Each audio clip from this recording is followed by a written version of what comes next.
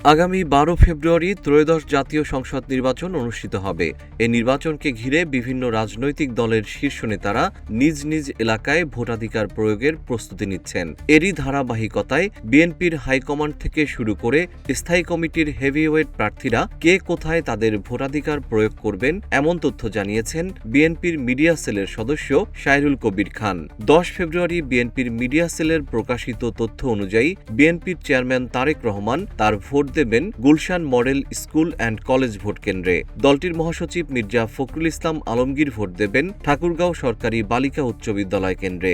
বিএনপির স্থায়ী কমিটির সদস্যদের মধ্যে ড খন্দকার মোশাররফ হোসেন কুমিল্লার দাউদকান্দি উপজেলার গয়েশপুর সরকারি প্রাথমিক বিদ্যালয় কেন্দ্রে ভোট দেবেন। মির্জা আব্বাস ভোট দেবেন ঢাকার শাহজাহানপুরে অবস্থিত মির্জা আব্বাস মহিলা ডিগ্রি কলেজ কেন্দ্রে। বাবু গয়েশ্বর চন্দ্র রায় রানীগঞ্জের আরাকুল সরকারি প্রাথমিক বিদ্যালয় কেন্দ্রে। ড আব্দুল মঈন খান নরসিংদীর পলাশ উপজেলার চারণগরদী সরকারি প্রাথমিক বিদ্যালয় কেন্দ্রে এবং আমির খসরু মাহমুদ চৌধুরী চট্টগ্রামের মুন্সিপাড়া সরকারি প্রাথমিক বিদ্যালয় কেন্দ্রে ভোট দেবেন।